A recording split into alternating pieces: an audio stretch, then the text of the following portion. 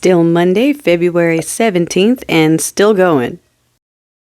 Y'all are probably going to get tired of hearing me say this, but I'm so serious about barricading the steeple people someplace because they are the driving force and the main problem behind this. Whether for a lot of them, it's not intentional. For the people in the pulpits, it is intentional and they're connected to the politicians. But that's why they walk around here with their puffed chests. If you're in Temecula, that would be the Tim Thompsons, the Jack Hibbs people. Their chests are all puffed and full of control and false authority because they have taken a bunch of brainwashed people and delivered them to crooked politicians and said, hey, these people will do whatever we want them to do. So you tell us, what do you want? Who should they vote for? What things should they be against? What direction do we need to push them in? They are all being utilized that way, and most of them have no idea, and most of them don't want to know, but they are the dangerous ones that we need to be looking out for. Until we can shake them awake, we got to move them out of the way, because they're the ones that they are keeping in place solely because that is the buffer. That is their army. The steeple people is their army. That's their backup. That's their support. Okay? We got to crack through that and crack through to them. Here's an example of why these people love the steeple people.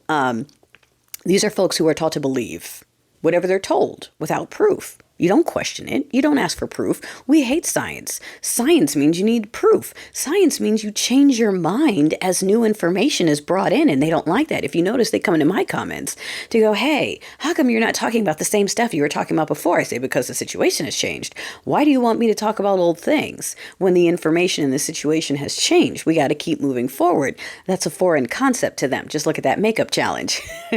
Time and progress and things moving forward is against everything they are about. They are about holding on to the past at all freaking costs.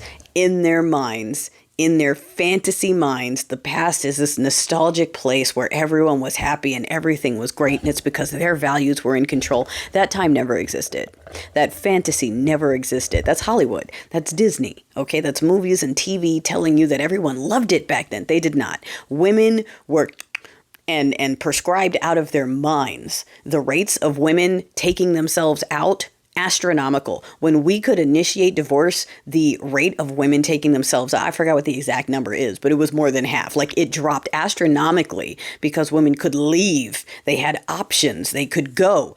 And even though society would look down on you, judge you, especially if you had kids, your ex would talk about you, your family would, even to this day, it can be very difficult to get divorced, especially if you have a conservative or religious family. You will be treated like an outcast, like you did something wrong. How dare you not want to stay with this person, regardless of what the situation is? That is your job, is to stay and be stuck and stick it. You don't have that. Okay.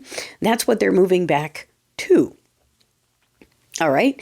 And the women who are pushing for that are trapped themselves, and they want everyone else to be trapped with them. These are women who don't have options out of choice. They chose not to create options for themselves. They can't do anything, and they're jealous of all the women who got an option. Look, I am someone who came out of that culture.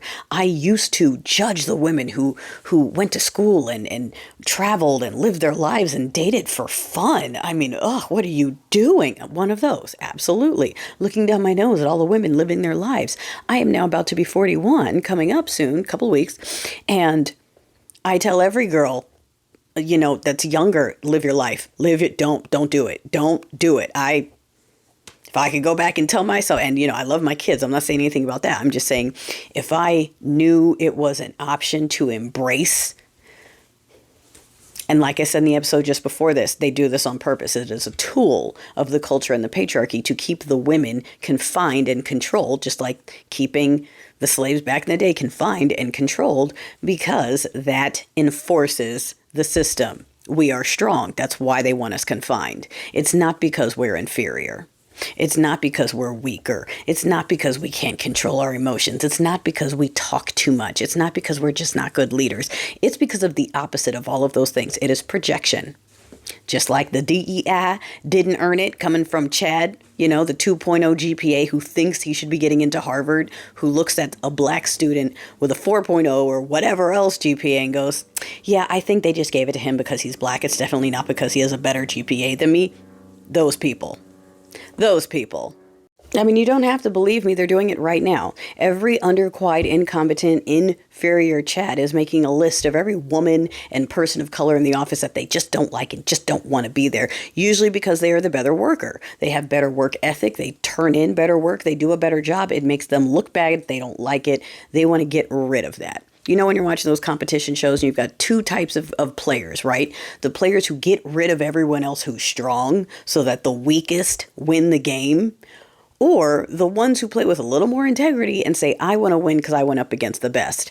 That's harder, yes, but that tells you what you're made out of. And the funny thing is, the people who love to talk about pulling yourself up and bootstrapping and not being a parasite, and not needing benefits and working hard and doing for yourself, guess which side those people are usually living on? The people talking about, I want a meritocracy. I don't want DEI. Those are the people who want it for themselves. They want to be handed everything. And they're the first ones to stand up there and say, nope, I don't believe in that. Okay. Meanwhile, the other folks are doing what they got to do. They're playing the game. They're playing the game well. They're strategizing. They're doing what needs to be done. And they are the innovators. They are the ones pushing things forward because they're putting in the work. Okay. And the team full of people who just want to vote out the strong ones because that's the easier way are threatened by all of them. Except for this is real life. It's not like Survivor. There isn't a prize at the end. And right now, the weak people who want to take out the strong because that's the only way they can win is to vote out competition instead of playing with integrity. Those are the people who consider themselves better than everyone else. Not just better qualified, but better in general, superior in every single way. They don't even have the integrity to want to play on the even field. They don't even have the integrity to hone their craft. They don't have the integrity to fight it out on the field. They don't have the integrity to play the game. They need the board tipped. They need it all going to them. And if anyone else gets a spot, here they are swarming about how it's not fair to them. It's holding them down. What about their pride? What about their rights? All you have to do is give one seat to one person that's not one of them and they lose their shit. Those are the people that think they're superior in every way. Those are the people. All right? So the folks, all right? Now real quick, so right, we were talking about how they just believe things, and I just wanted to talk about this thing with the fraud and the grocery prices being down. Okay, this is why they tap into them. Sorry, it took me a minute to circle back around to that.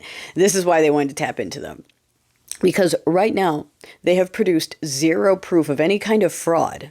All right, but they just keep tweeting out or saying, oh yeah, we found fraud. And a whole bunch of people are like, yep, they found it. They found it. And you guys are just upset. You're just triggered because they're doing their job. When we say, where is it? They can't tell us. None of them can tell us, but they believe it.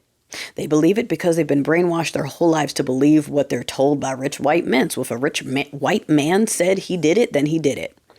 So right now they're testing how far that brainwashing is going by telling them that the cost of living, the prices for food and everything has gone down 80%.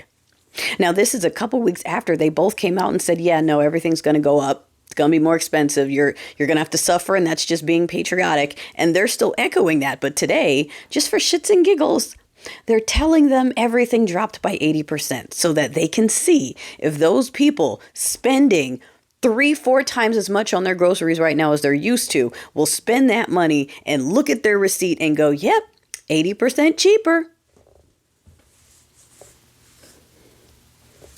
Or will stop buying the food. They'll just go and buy half of what they need and then go, oh yeah, look, this is definitely cheaper than it was. You know what I'm saying?